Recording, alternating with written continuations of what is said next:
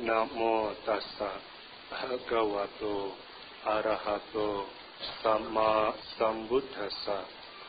Namo tassa bhagavato arahato sama sambuddhassa.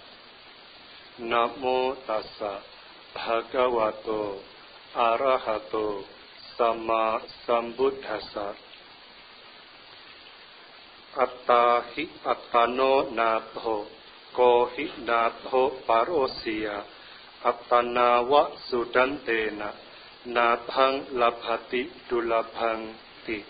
Diri sendiri sesungguhnya adalah pelindung bagi diri sendiri, karena siapa pula yang dapat menjadi pelindung bagi dirinya. Setelah dapat mengendalikan dirinya sendiri dengan baik, ia akan memperoleh perlindungan yang sungguh amat sukar dicari.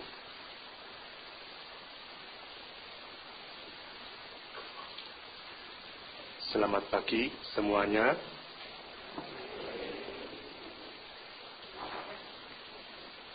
Ya, pada pagi hari ini saya diberi kesempatan berbuat baik dengan cara berbagi dhamma kepada Bapak Ibu sekalian di Wihara Dhammacaka yang kita cintai bersama. Pagi hari ini disambut dengan hujan. Tapi Bapak Ibu sekalian tetap bersemangat ya, untuk menanam perbuatan baik. Ya. Membuat sebab yang baik. Otomatis akibatnya juga nanti baik. Ya. Datang pagi-pagi hujan, puja bakti, meditasi, mendengarkan ceramah dhamma, ini adalah semua perbuatan baik yang Bapak Ibu tanam. Ya. Nanti akibatnya juga akan menerima akibat yang baik. Ya, Bapak Ibu sekalian yang berbahagia, pagi hari ini saya akan berbagi dhamma dengan tema Kama Penentu Kelahiran Kembali. Apabila kita berbicara tentang kama, tentu banyak ya kama atau tindakan yang didasari atau yang disertai oleh niat yang sudah kita lakukan. Tentunya kecenderungan manusia banyak melakukan kama atau tindakan yang disertai oleh niat yang tidak baik, yang sering dilakukan. Kecenderungan. Ya. Contohnya apa? Kalau saya tanya kepada Bapak Ibu sekalian, tolong sebutkan 5 perbuatan yang tidak baik yang pernah dilakukan oleh teman Bapak Ibu sekalian. Cepat sekali. 1, 2, 3, 4, 5. Cepat, dapat. Tapi kalau ditanya, tolong sebutkan 5 perbuatan baik yang pernah dilakukan oleh teman Bapak Ibu sekalian. Mikir, apa ya? Ini sudah dapat ditimbang-timbang lagi. Betul nggak ini ya? Betul Bapak Ibu? Kecenderungan ya, manusia itu lebih mudah melakukan perbuatan yang tidak baik. Baik itu lewat pikiran, ucapan maupun badan jasmani. Tentu di samping itu juga banyak perbuatan baik yang telah dilakukan. Ya. Oleh sebab itu, di dalam arus batin kita banyak kama yang sudah kita lakukan. Tetapi ada 4 kama yang akan menentukan pada waktu nanti menjelang kematian. Yang pertama yaitu Garuka Kama. Dalam bahasa Indonesianya kama berat. Ya, jadi perbuatan atau kama yang sudah dilakukan dan tidak bisa digantikan oleh kama yang lain. Bisa dibilang kama inilah yang akan menentukan nantinya pada waktu kita menjelang, pada waktu kita meninggal. atau menjelang kematian. Kama berat atau garuka kama ini ada dua. Yang pertama, garuka kama yang tidak baik. Dan yang kedua, garuka kama yang baik. Sekarang saya mau tanya, yang dibahas duluan mau yang baik atau yang tidak baik? Angkat tangannya yang mau baik. 1, 2. Tidak terlalu banyak. Yang tidak baik, yang mau dibahas duluan silakan. Lumayan, sisanya bingung saya ini. Apa penampakan atau bukan ya? Ya, baik. Karena banyak yang tidak baiknya, saya bahas yang tidak baik dulu. Garuka kama yang tidak baik, itu ada 5. Yang pertama, membunuh ibu. Yang kedua, membunuh ayah. Yang ketiga, membunuh arahat. Dan yang keempat, melukai sama Sambuddha. Yang kelima, memecah belah sangga. Satu saja kama berat yang tidak baik ini dilanggar, tidak usah diborong 5-5-nya, satu saja, maka kama berat ini yang akan menentukan pada waktu kita meninggal, yaitu akan terlahir di alam neraka atau alam menderita. Satu saja. Ya, kita melanggar, maka dipastikan akan terlahir di alam neraka. Kama baik atau garuka kama yang baik ada 2. Yang pertama, apabila di kehidupan sekarang manusia melakukan meditasi dan bisa mencapai jana dan bisa mempertahankan jana itu sampai pada waktu meninggal, maka setelah meninggal dia akan terakhir di alam bahagia, di alam Brahma, tergantung tingkat jananya yang dicapai. Ya. Kama baik atau garuka kama baik yang kedua, yaitu manusia bisa mencapai tingkat kesucian minimal Sotapanna. Maka dipastikan alam menderita tertutup bagi dia. Apa bedanya garuka kama baik yang pertama dengan garuka kama yang baik yang kedua?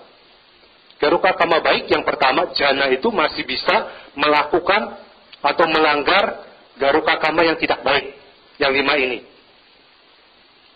Contohnya siapa? Contohnya di zaman Sang Buddha itu adalah Dewa Datta.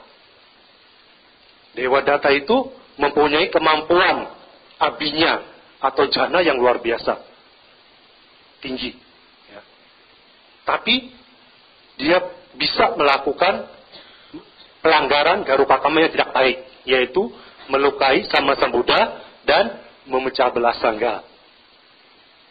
Oleh sebab itu, Dewa Datta pada waktu meninggal, dia terlahir di alam neraka. Alam neraka Awici. Ya. Itu yang pertama. Yang kedua, contoh yang kedua yaitu Pangeran Ajatasattu. Ada yang tahu siapa? Anak Raja Bimbisara. Ya. Pangeran Ajatasattu ini pada waktu mendengarkan khotbah Sang Buddha yang disampaikan oleh Sang Buddha, nama sutanya samanya Pala Sutta, sebetulnya Pangeran Ajatasattu ini mempunyai kondisi untuk mencapai tingkat kesucian Sotapanna. Tetapi karena Pangeran Ajatasattu melakukan garuka kama yang tidak baik terlebih dahulu, yaitu membunuh ayahnya Raja Bimbisara, maka kondisi untuk mencapai kesucian Sotapanna itu menjadi tertutup. Karena kalah dengan garuka kama yang tidak baik yang pernah dia lakukan terlebih dahulu. Makanya Pangeran Ajatasattu itu juga menemani Dewa Datta pada waktu meninggal, yaitu terlahir di alam neraka. Beda kalau Pangeran Ajatasattu pada waktu itu misalkan mencapai tingkat kesucian sotapanna terlebih dahulu. Tidak mungkin dia melakukan garuka kama yang tidak baik. Itu bedanya. Garuka kama baik yang pertama dengan garuka kama baik yang kedua. Ya. Jadi kalau garuka kama baik yang pertama itu, yang jana itu masih bisa melanggar garuka kama yang tidak baik. Tapi kalau yang garuka kama baik yang kedua, mencapai tingkat kesucian sotapanna, itu tidak mungkin melakukan garuka kama yang tidak baik. Jadi, jangan coba-coba melakukan garuka kama yang tidak baik. Ya, karena masuk neraka beda seperti masuk mall. Masuk mall itu mah enak, ya, adem, bisa lihat kanan kiri. Ya, kalau masuk neraka mah tinggal sakitnya saja, ya. Jadi jangan dicoba-coba.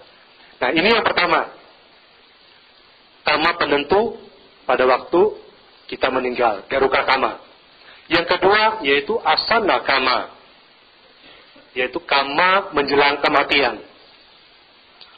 Kama baik maupun kama buruk yang pernah dilakukan dan diingat pada waktu menjelang kematian. Makanya orang yang mempunyai sifat yang tidak baik, tetapi dia pernah melakukan perbuatan baik, pada waktu menjelang kematian, orang yang mempunyai sifat yang tidak baik ini mengingat perbuatan baiknya, dia masih bisa terlahir di alam bahagia. Begitu juga sebaliknya, orang yang melakukan perbuatan baik selama hidup, tetapi pernah melakukan perbuatan yang tidak baik dan diingat pada waktu menjelang kematian, maka dia bisa terlahir di alam yang menderita. Asana kama ini akan berlaku apabila garuka kama tidak ada. Contohnya siapa? Contohnya ada. Di zaman Sang Buddha itu Ratu Malika. Ya, kalau Bapak Ibu pernah membaca buku Dhammapada Kata, itu ada ceritanya di situ. Ya. Ratu Malika ini selama hidupnya dia melakukan perbuatan baik, yaitu berdana kepada Sang Buddha dan pada Sangha. Tapi ada satu perbuatan yang tidak baik yang pernah dia lakukan. Ya, yaitu berbuat tidak senonoh kepada hewan di kamar mandi dan berbohong pada waktu ditanya oleh raja, ya, atau suaminya. Nah, pada waktu menjelang kematian, Ratu Malika ini teringat perbuatan yang tidak baiknya. Makanya dia terlahir di alam menderita selama 7 hari.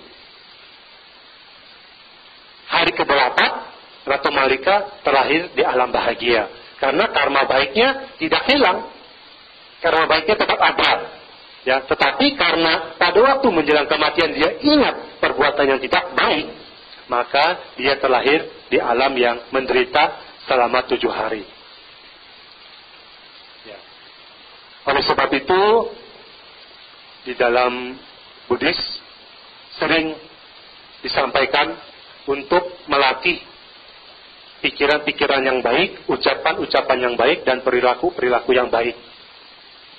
Contohnya, pada waktu misalkan Bapak Ibu menengok orang yang sedang sakit, yang sekarat, baik itu di rumah maupun di rumah sakit, walaupun sudah divonis oleh jubah putih.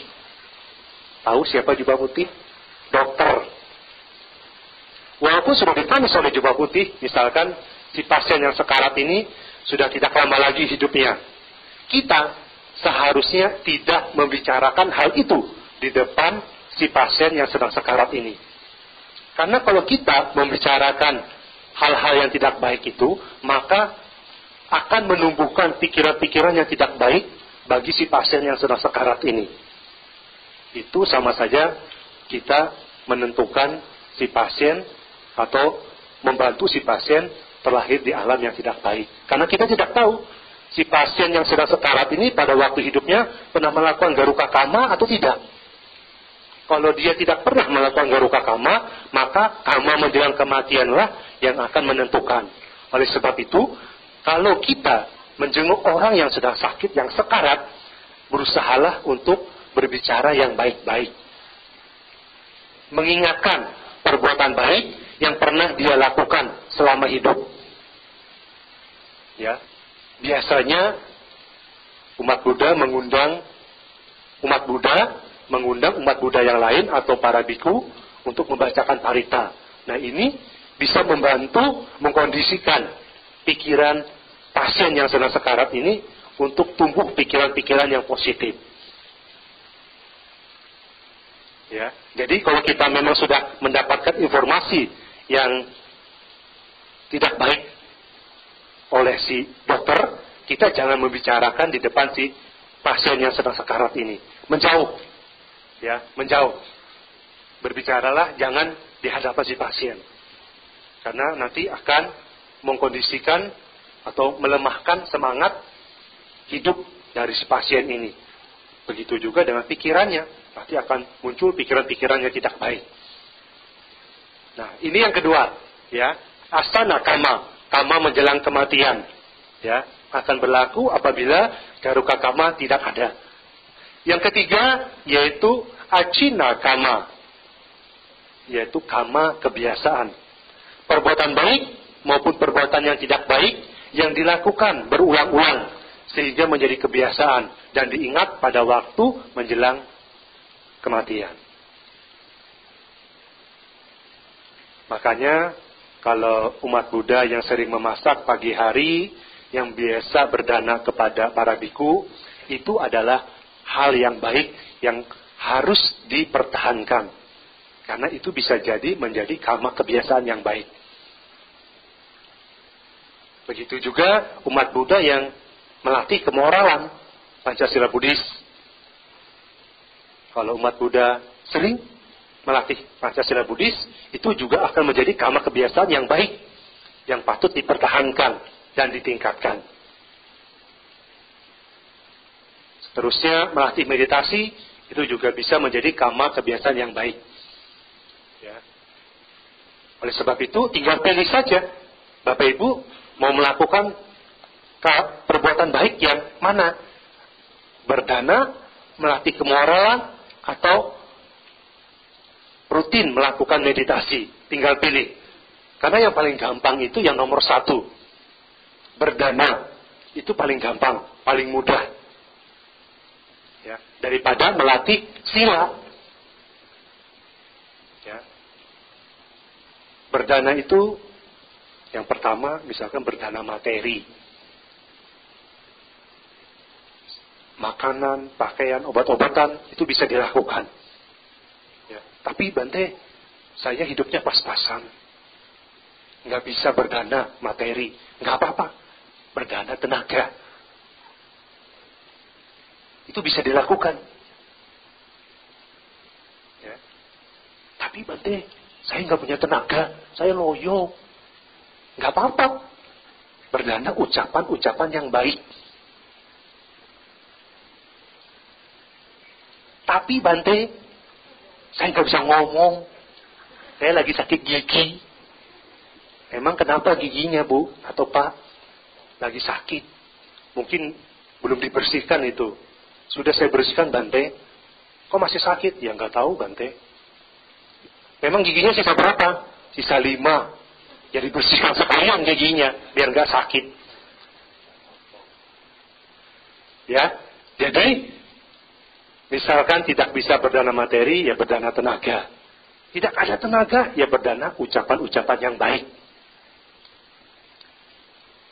Berdana ucapan-ucapan yang baik pun tidak bisa.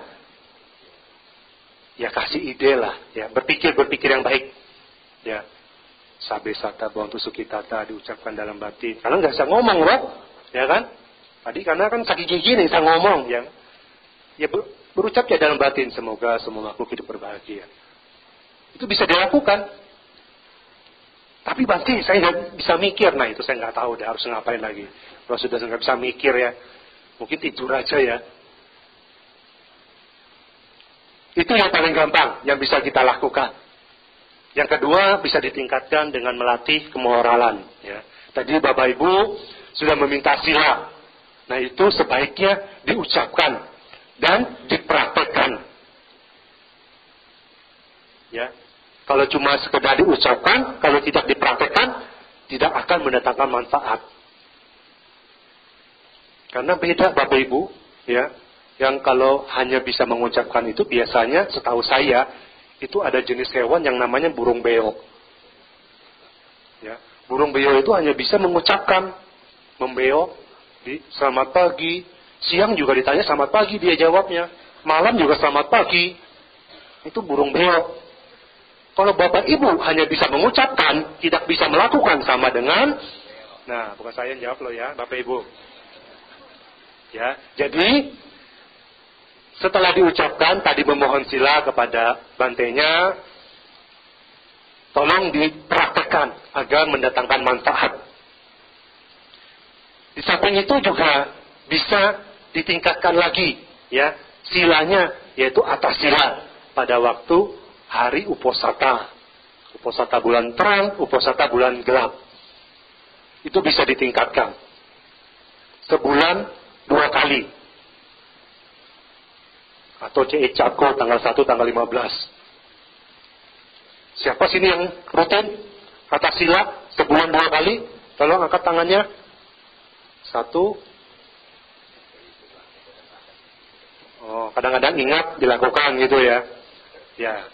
Ya tolong dipraktekkan ya. Minimal sebulan sekali lah. Sebulan sekali.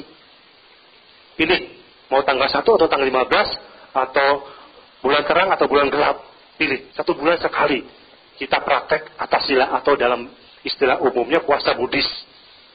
Ya. 1 bulan sekali, setahun 12 kali loh. Beda dengan keyakinan yang lain. Itu setahun 30 kali.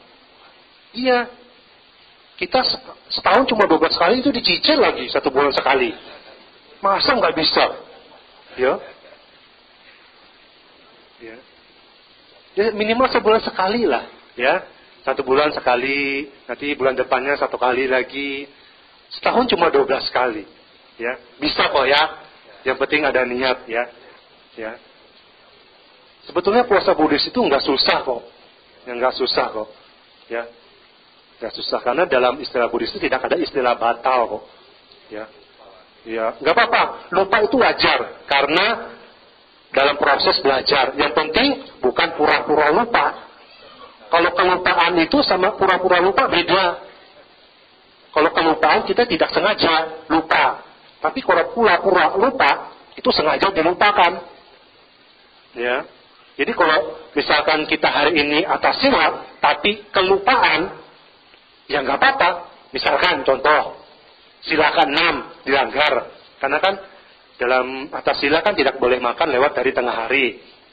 Tapi kita pada waktu hari ini atas sila. Tapi kelupaan loh ya. Bukan pura-pura lupa loh ya. Kelupaan. Sore harinya kita makan.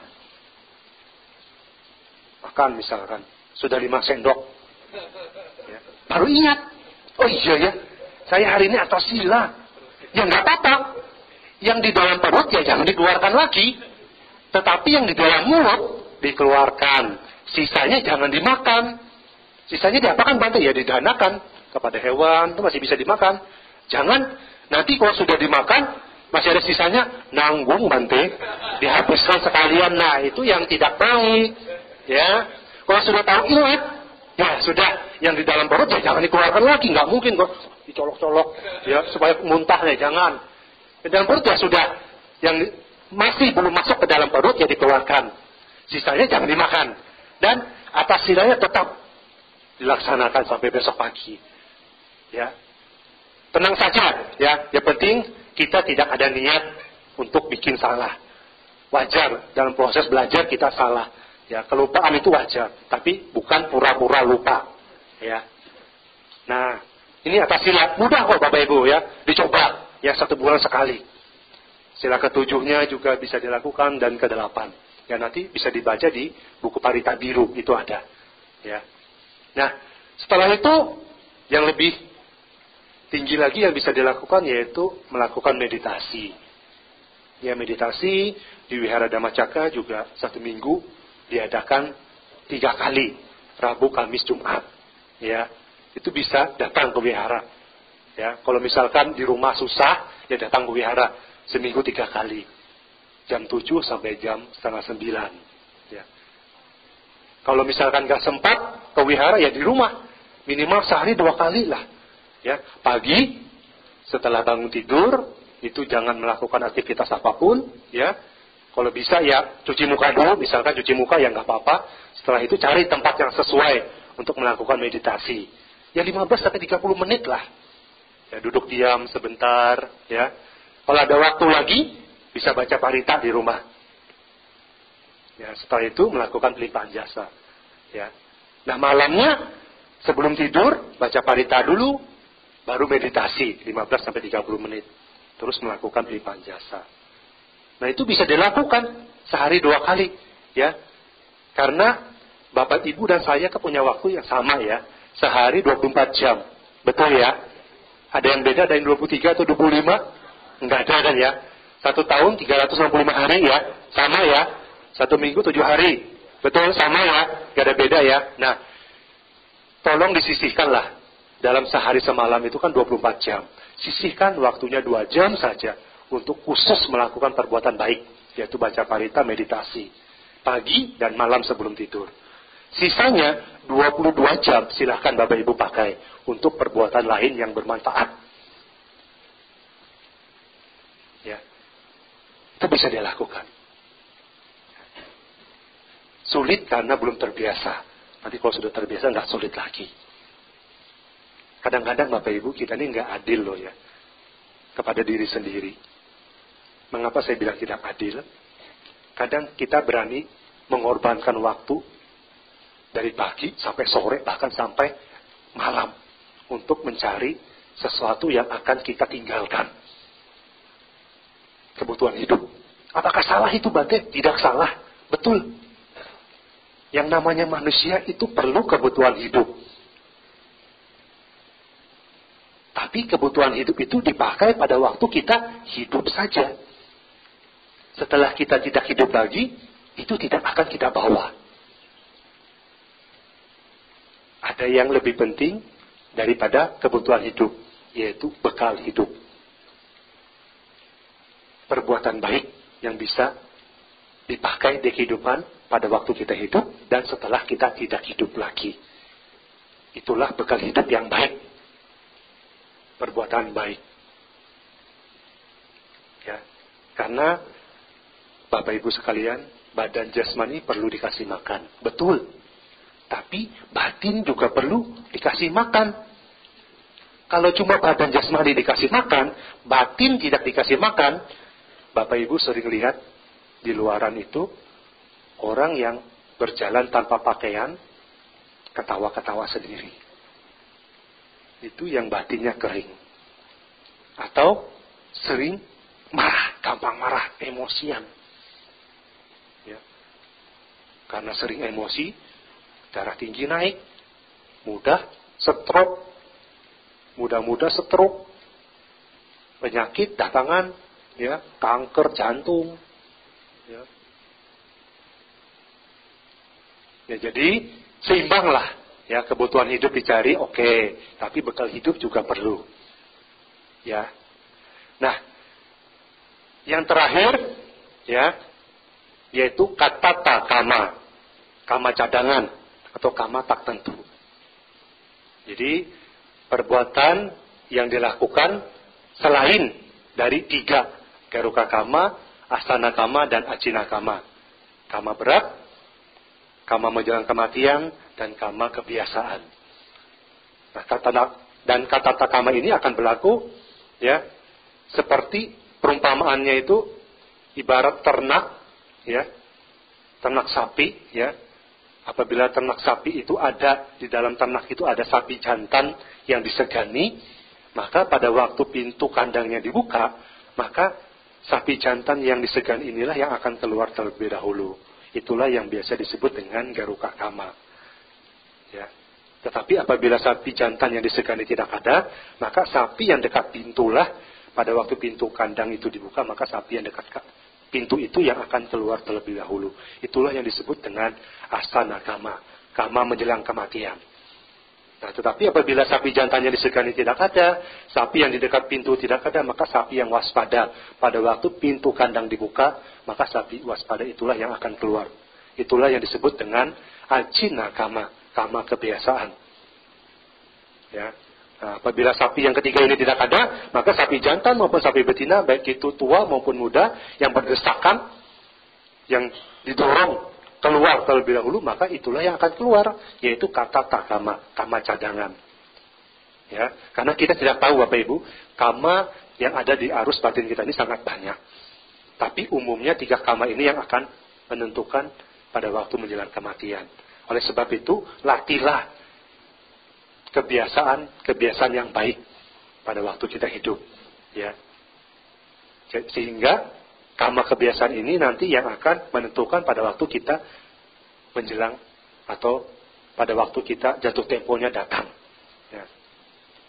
Karena kan Bapak Ibu kita tidak tahu loh ya, yang namanya kematian kan datangnya tiba-tiba ya. Ya, kematian datangnya tanpa kirim SMS terlebih dahulu loh. Ya, kematian datangnya tanpa kirim BBM terlebih dahulu. Kematian datangnya tanpa kirim undangan terlebih dahulu. Dia datang kapanpun dia mau. Ya, datangnya diam-diam. Pulangnya diam-diam, ibarat pencuri, ibarat maling. Kalau maling kan datangnya diam-diam, pulangnya juga diam-diam. Nah, begitu juga dengan kematian. Syarat mati tidak harus sakit, syarat mati tidak harus tua. Jangan berpikiran kalau mati itu milik orang tua. Enggak, mati milik semua makhluk hidup. Dan jangan berpikiran juga orang mati itu milik orang-orang sakit saja. Tidak, orang sehat juga bisa mati mendadak. Ya, contohnya apa? Sekarang yang lagi berita lagi heboh, ya, di berita sekarang lagi heboh. Nah itu semua kan matinya secara mendadak, tanpa sakit terlebih dahulu. Ya, jadi sebelum jatuh temponya, perbanyaklah perbuatan baik, ya. Mumpung kita masih sehat, mumpung kita masih kuat, dan mumpung masih makan enak dan terasa enak, ya. Ini yang bisa saya sampaikan ya pada pagi hari ini. Semoga apa yang saya sampaikan bisa bermanfaat bagi Bapak Ibu sekalian. Semoga semua makhluk hidup berbahagia.